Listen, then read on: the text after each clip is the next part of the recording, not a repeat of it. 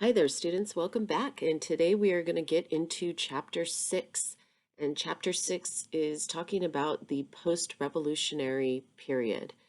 And the title of the chapter, The Revolution Within, and the subtitle, The Limits to Freedom and the Development of the Republic, is really kind of what this lecture is about. So this lecture is not going to go into all of the details of the Constitution and the writing of the Constitution. That's going to be in Chapter 7. Chapter 6, we're really kind of laying the foundation for this post-revolutionary period. What does it mean? What does the revolution mean to the people? And what are sort of the fundamental principles on which the United States is founded?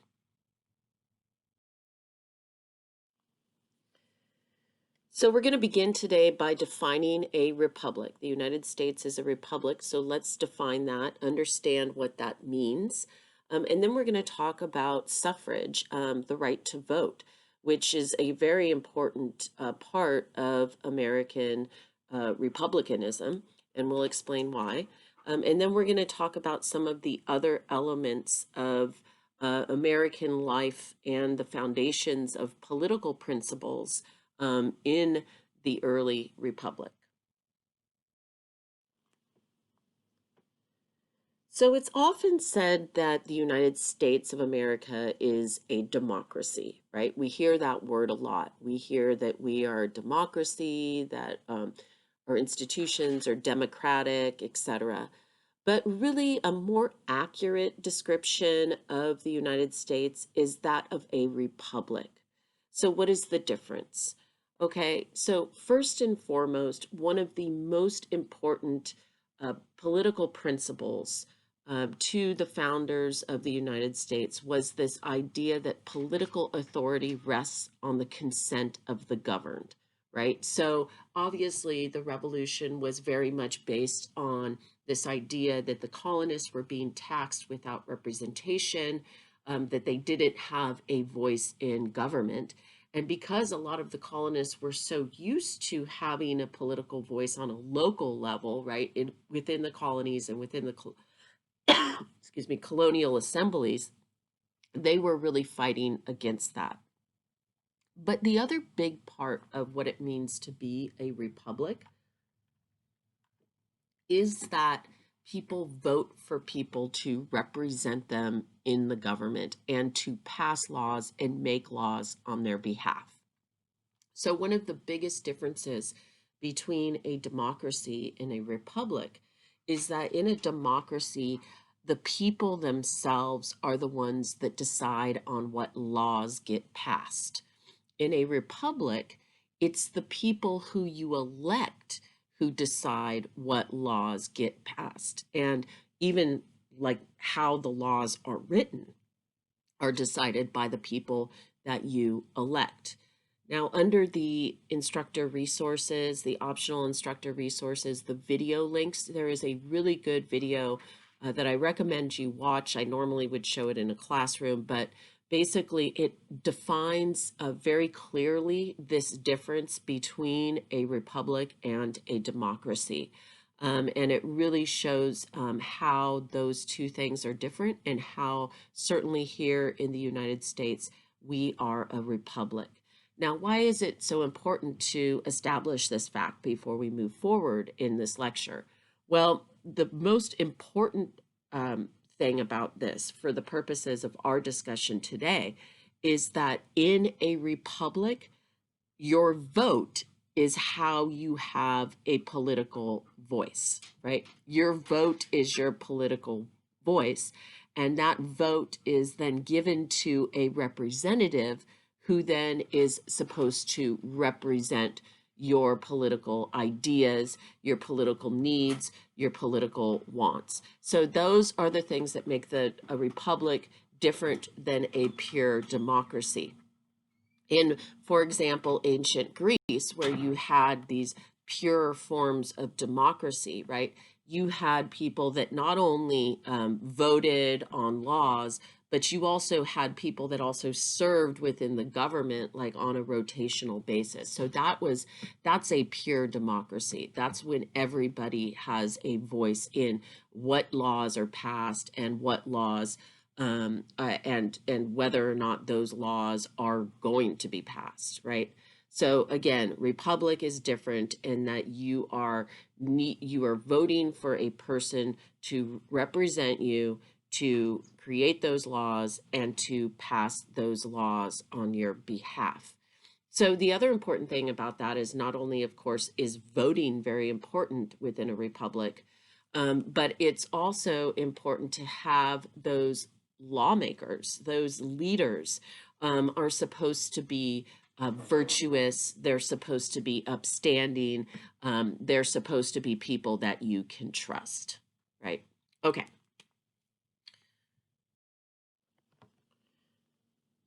Okay, so now we're going to turn our attention to talking about voting in the early republic. Now that we have established that voting is a very important function of a republican government. And what happens is after the revolution, the state governments get to work at creating these new state constitutions. And the state constitutions are the ones that outline the voting requirements of each state. And one of the biggest issues that was debated at the time was this idea of property requirements. So let's back up a little bit and talk about who are we the people, right? When we talk about we the people, we kind of have this democratic sense, right? But know that in these early years of the early republic, there was just a small portion of the population who really had access to these democratic principles. So let's, for example, take property qualifications as a requirement to vote. Now, most people agreed, and the ideal prevailed everywhere, that property classes were the only legitimate participants in government. Why? Because they paid taxes, because they had more of a vested interest in maintaining the community, right? So there are all these rationales given for the reason why only people who own property should have the right to vote. But these property qualifications disenfranchised 1/4, 25% to 50% of all adult white males. And this policy was, for the most part, widely accepted. Opponents, of course, of this policy often argued against the notion that owning property made men good citizens. Of course, another major exclusion from voting was women.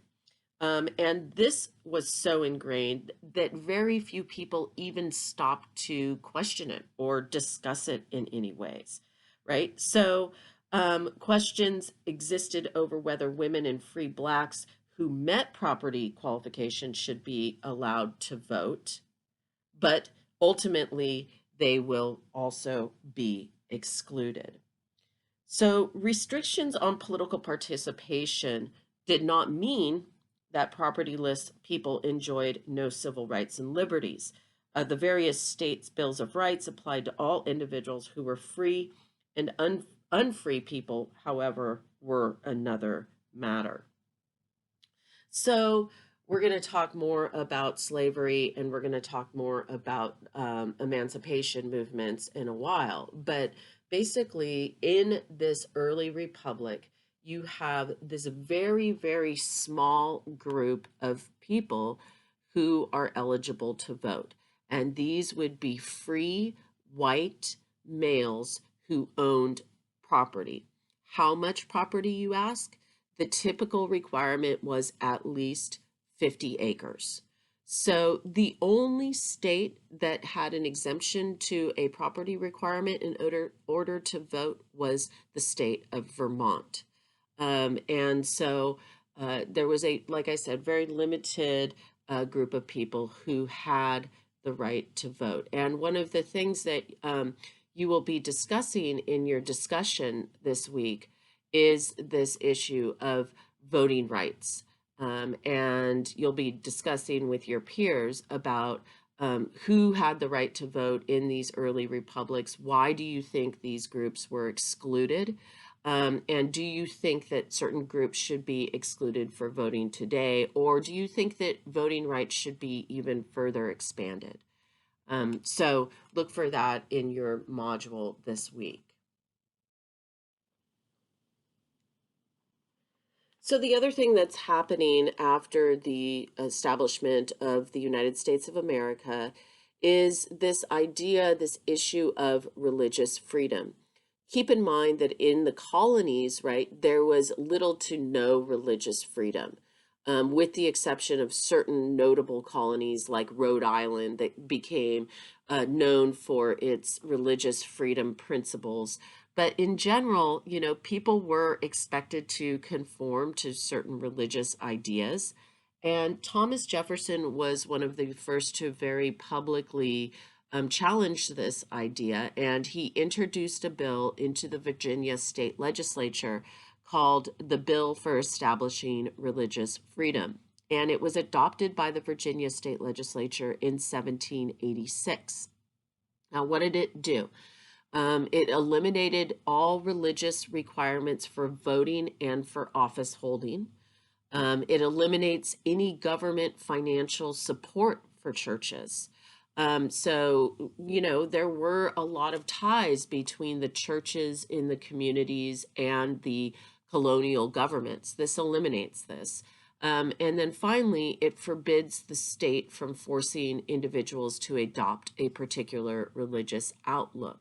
Now, even though this particular bill was very specific to Virginia, this really creates this foundation of the United States as being an asylum for people who were seeking religious freedom, who were escaping persecution and oppression because of their religion.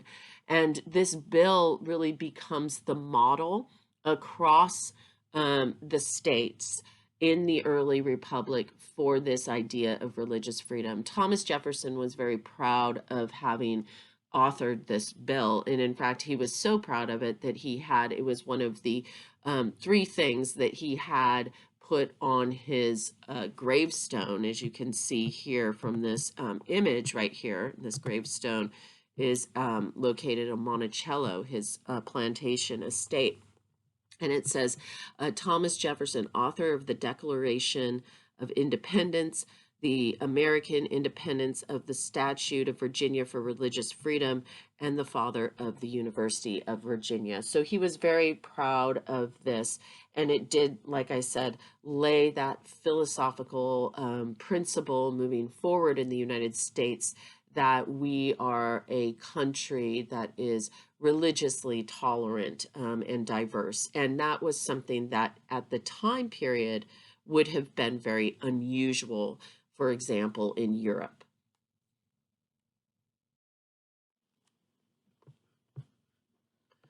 Okay, so now we're going to turn our attention to talking about economic principles. And these principles will change also in the early republic. So keep in mind, right, that during colonial times, the overriding economic principle was that of mercantilism. And that was the idea that the economy worked for the mother country, that the mother country tried to have as many colonial possessions as possible so that they would have access to as many raw resources as possible. And basically, the whole purpose of it was to have this closed system. Well, in 1776, an author by the name of Adam Smith challenges this idea in his now famous book, The Wealth of Nations. And in it, he talks about this notion of free trade and of competition, and this idea of the laws of supply and demand, that basically the consumer demand for certain goods is really going to regulate the market with this invisible hand, and that this could be done much more effectively with no government regulation in economics. In other words, let people who are entrepreneurs, create their businesses, and then their businesses will be forced to compete with like businesses, and that will the consumer then will decide where the demand is, right? And the consumer then will choose through their choice, through the fact that they're choosing where to buy their goods, they will be able to determine what is the best for the consumer. And so this really was a new idea, and the believers in this argued that economic development arises from this economic self-interest, right? So if you are the person who is the entrepreneur, you are going to have to, in order for your business to successful, have a good product. You're going to have reasonable prices, right? Otherwise, the consumers won't buy your goods. On the other side of the coin, where you have the consumer, right? The consumer has more power in this model, hypothetically, because they would be able to choose what is the better product for them. Now, there were some very vocal opponents to this idea because many people argued that this would turn into selfishness and greediness, and that the interests of communities will be forgotten, and that these self-interested individuals and entrepreneurs, and also countries, right? Because if a country operates under these principles, would eventually become very greedy and self-interested. So it's an interesting economic debate that emerges during this time period.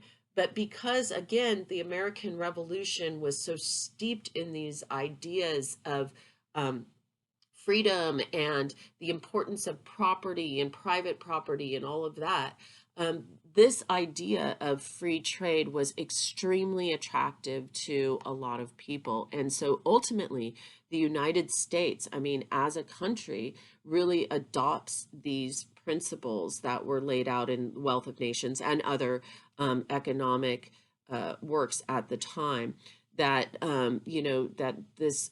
that the United States would basically base its economy on these principles of free trade, and that individual entrepreneurs would have the opportunity to get rich and to make money without having strong economic regulation by the state.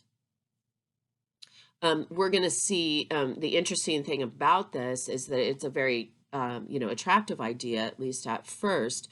But what we're going to see is as we move through U.S. history, this idea really takes on its full sort of ugly nature in the massive corporations and trusts that are going to develop at the end of the 19th century, at the end of the 1800s. And what's going to end up happening is that the United States government is eventually going to step in and kind of reel in these monopolies, these big companies that in a lot of ways were taking advantage of people. So even though the U.S. really is a capitalist free trade society today, we are not completely pure free trade because of course we do have economic regulations now in the 20th and then also now in the 21st century.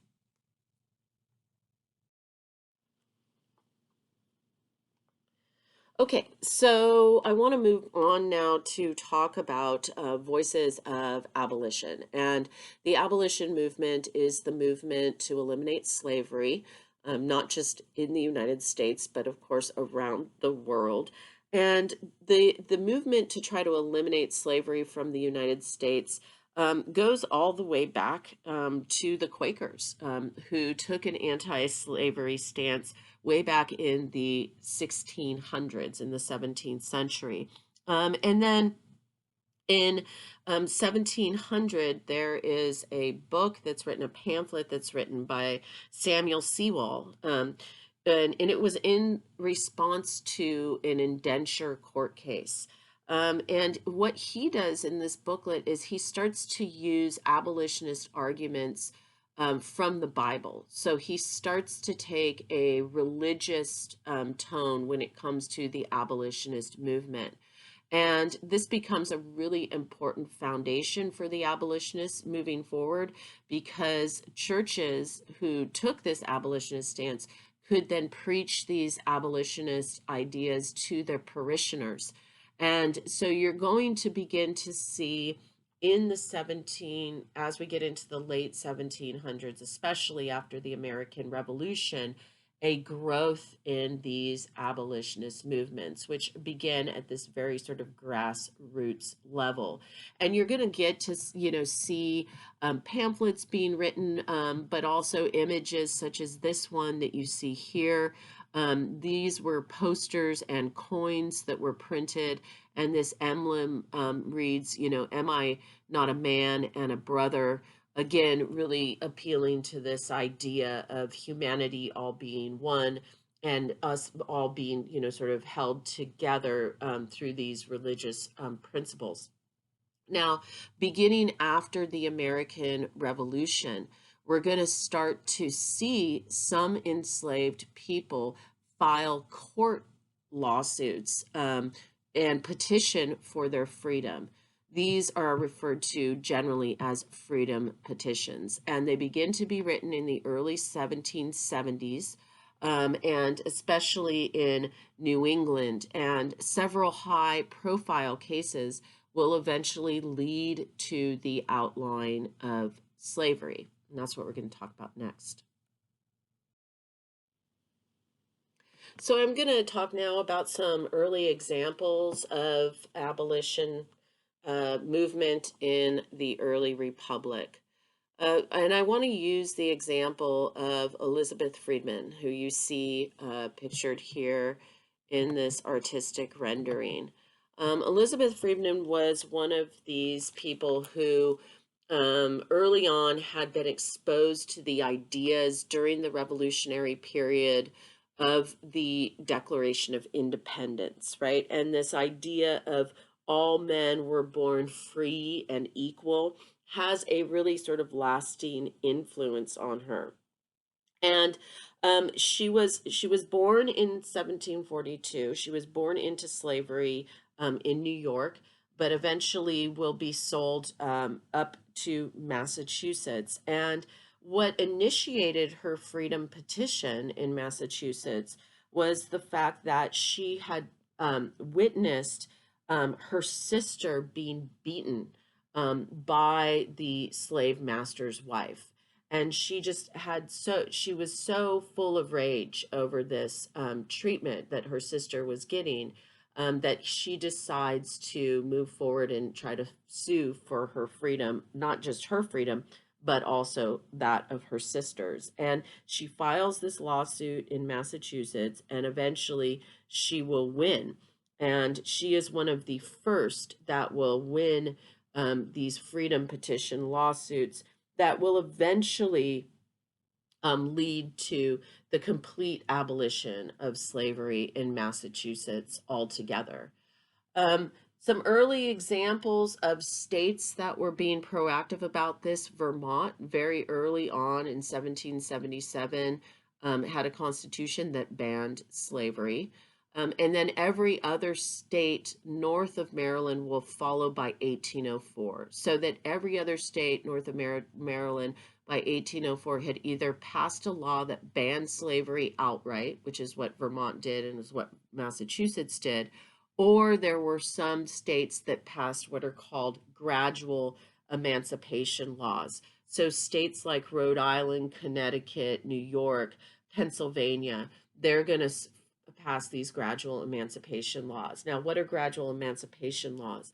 Essentially, what a gradual emancipation law says is that if you are a child that is born to a slave mother, you will be freed at a certain age. And typically this age was somewhere around 25. So even with these gradual emancipation laws in place, there were still slavery, and there was still technically enslaved people in these northern states well into the 1800s, right? But Every state either had, north of Maryland, either had banned slavery or had put in these gradual emancipation laws by 1804. So you're really starting to see right away in the early republic sort of this bifurcation on this issue of slavery, right? Where you have these northern states whose economies are not, completely tied up in slavery, passing these abolition laws or the gradual emancipation laws, and then in the South, of course, they're gonna continue to have slavery, and so this is again obviously going to be the primary issue leading up to the American Civil War. So, of course, more on this later.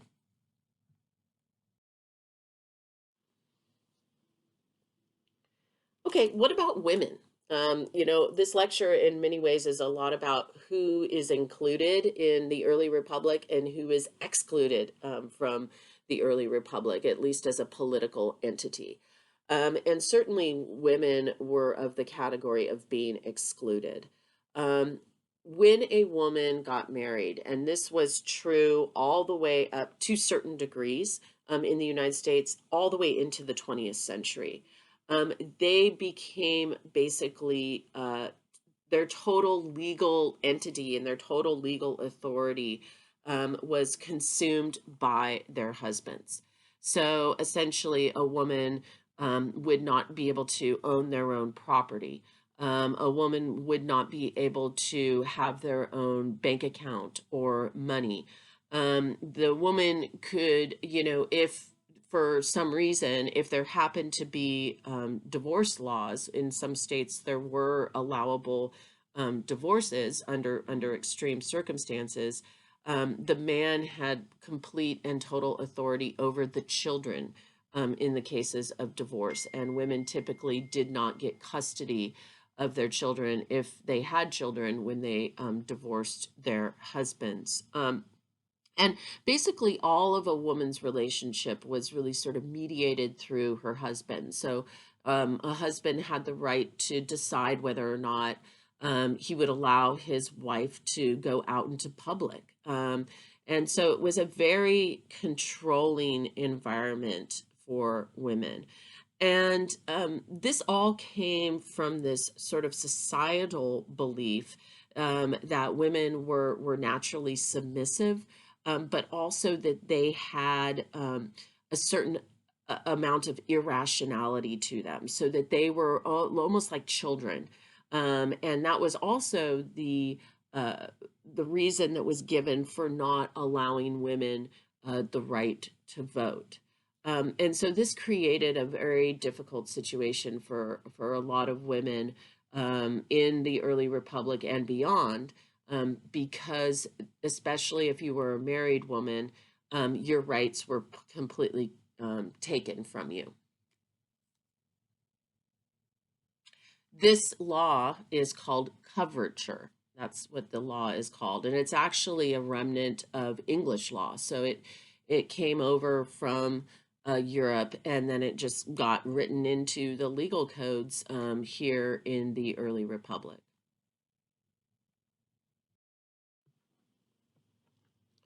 Okay, so despite the fact that within the institution of marriage, women had very little power, there was a way for some mostly upper class white women to get a little bit of traction, a little bit of power within their family units. And this was through the idea of Republican motherhood.